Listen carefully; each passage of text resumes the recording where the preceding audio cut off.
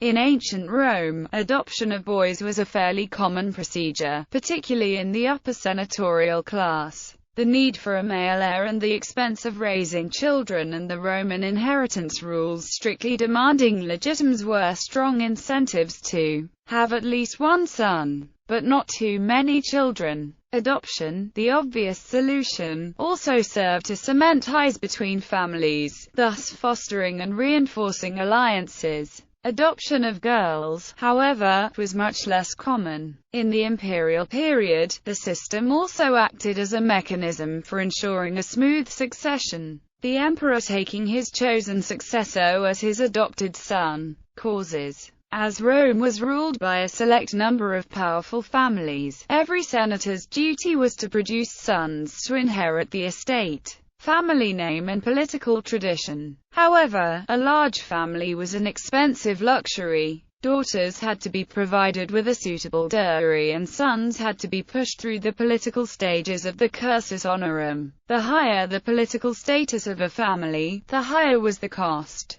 Roman families therefore typically restricted their families to 3 children. The 6 children of Appius Claudius Pulcher were considered unusual. Sometimes, not having enough children proved to be a wrong choice, as infants could die and the lack of male births was always a risk. For families with too many sons and the ones with no boys at all, adoption was the only solution. Even the wealthy Lucius Aemilius Paulus Macedonicus did not hesitate in giving his 2 oldest boys up for adoption, one to the Cornelii Scipiones, the other to Quintus Fabius Maximus Cunctator. Practice. In Roman law, the power to give children in adoption was one of the recognized powers of the paterfamilias. The adopted boy would usually be the oldest, the one with proven health and abilities. Adoption was an expensive agreement for the childless family and quality had to be ensured. Adoption was agreed between families by the mother giving the boy they wanted to adopt equal status, often political allies or with blood connections. A plebeian adopted by a patrician would become a patrician, and vice versa, however, at least in republican times.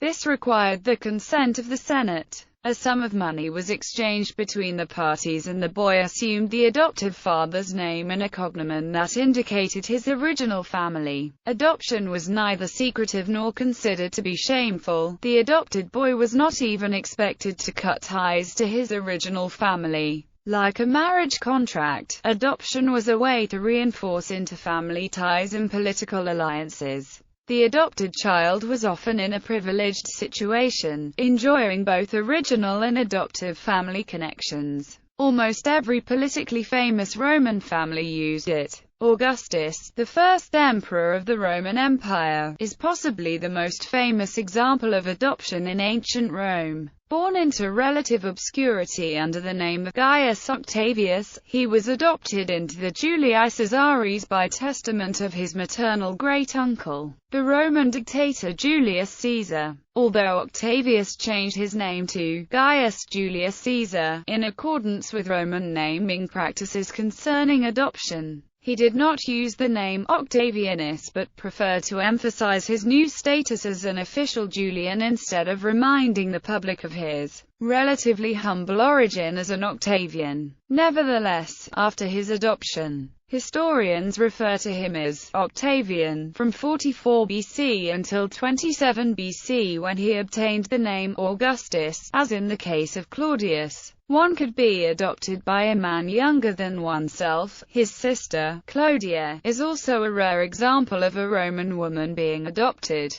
Although not technically adoption, it was common for a dying man to leave guardianship of his children to another man, thus granting him the power of a paterfamilias over what were now effectively his foster children. Examples include the dictator Sulla leaving his children in the care of Lucullus, and Mark Antony's children being left in Augustus' care. Imperial succession. In the Roman Empire, adoption was the most common way of acceding to the throne without use of force. The second emperor, Tiberius, was the adopted son of Augustus, beginning a general tradition that the emperor adopt his successor. During the Roman Empire's first 200 years, this tradition was common, with Tiberius, Caligula, Nero, Trajan, Hadrian, Antoninus Pius, Marcus Aurelius, and Lucius Verus all becoming emperor through adoption.